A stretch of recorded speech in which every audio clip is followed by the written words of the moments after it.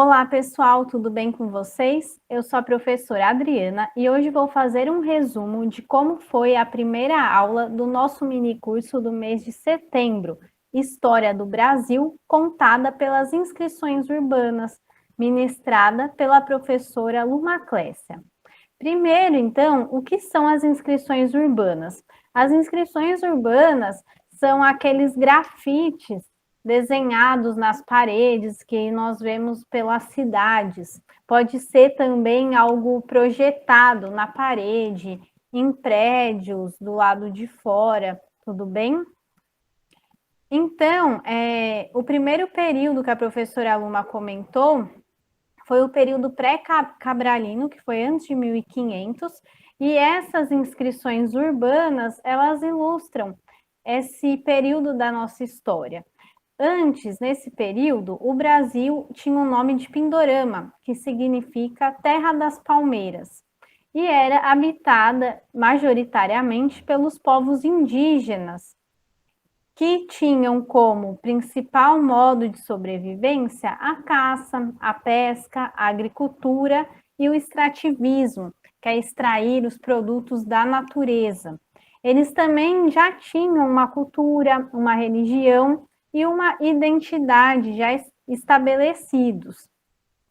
Depois disso, em 1500, com o descobrimento do Brasil, entre aspas, porque na verdade foi uma invasão por Pedro Álvares Cabral, por isso aqui é o período pré-cabralino, e aqui então é o descobrimento do Brasil, que foi marcado pela exploração das riquezas e dos povos indígenas que viviam aqui nas terras do Brasil, e foi marcado também por uma dominação cultural, religiosa e identitária.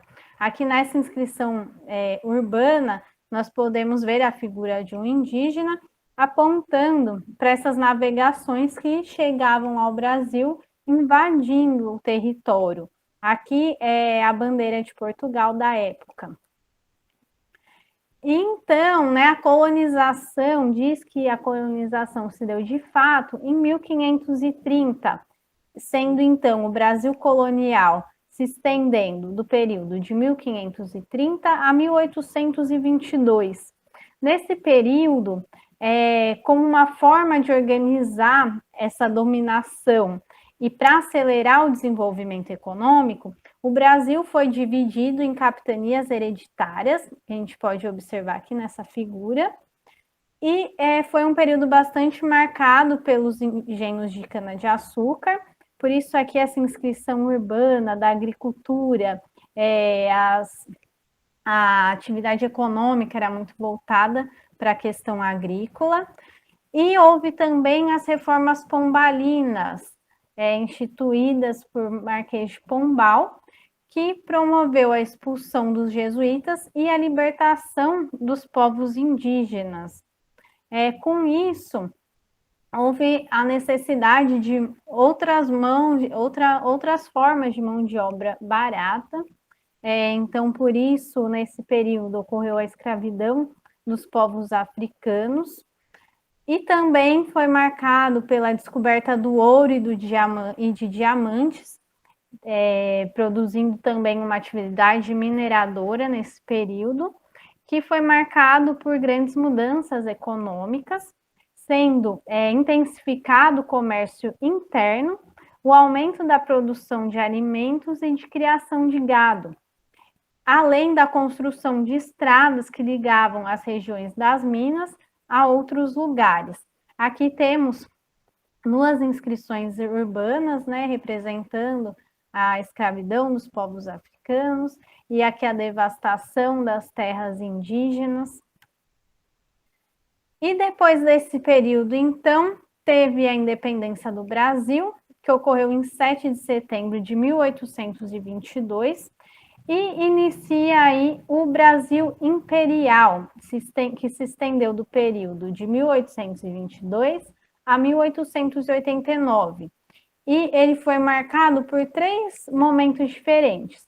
O primeiro reinado, de 1822 a 1831, que foi, o país foi governado, então, por Dom Pedro I, e foi marcado esse governo por autoritarismo, por incompetência na administração do país. Ele sofreu muita pressão para deixar o poder, até que em 1831 ele renunciou a favor de que seu filho assumisse o governo desse Brasil imperial. Só que o Dom Pedro II, só que ele ainda não tinha idade para isso. Então, o que aconteceu? Houve um período regencial, que aconteceu de 1831 a 1840, em que o Brasil foi governado por regentes, até que o futuro imperador, o Dom Pedro II, tivesse a idade mínima para assumir o país. E daí, então, em 1840, acontece o segundo reinado, que ele é marcado por um golpe parlamentar, porque deram como maioridade para o Dom Pedro II, a maioridade para ele com 14 anos de idade, quando ele assumiu como imperador no Brasil. E então, o Dom Pedro II assume nesse momento, e é marcado também esse período por uma campanha abolicionista. Aí, aqui as inscrições urbanas de várias coroas, várias formas de coroas para marcar esse Brasil imperial. E acontece, então, a abolição da escravidão em 13 de maio de 1888. Né? Foi um período muito longo para chegar até aí, né, muita batalha dos povos que foram escravizados, e foi a abolição, né, assim, entre aspas, porque aboliu a escravidão, mas essas pessoas escravizadas ficaram a Deus dará, sem nenhuma ajuda, sem ninguém querendo contratar.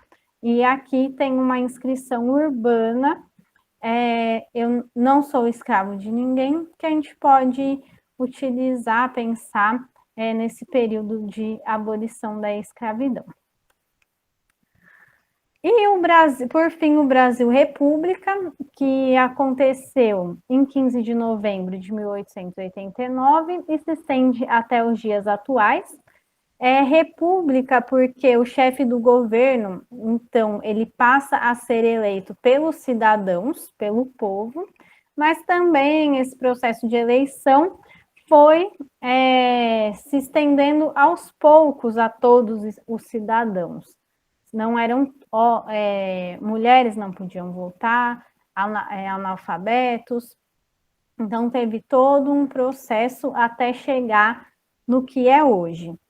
E esse período, né, o início do Brasil República, ele foi muito marcado pelo clientelismo, que é a troca de bens e serviços por apoio político, pelo coronelismo, em que o coronel ele detinha o poder econômico e ele exercia esse poder local por meio de violência e de trocas de favores. E também teve a República das Oligarquias, de 1894 a 1930, também chamada de política do café com leite. Que acontecia? Ela era dominada pelas elites mineiras e paulistas, que se alternavam no poder.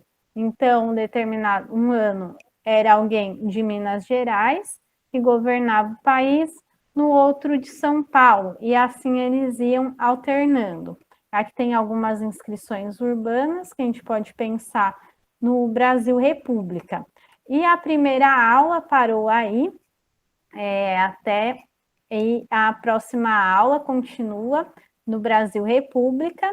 Se vocês gostaram desse assunto e têm interesse em conhecer mais, nesse sábado, dia 25 de setembro, nós temos o último dia do nosso mini curso, História do Brasil, contada pelas inscrições urbanas, ministrado pela professora Aluma. Eu espero que vocês tenham gostado. Obrigada e até a próxima!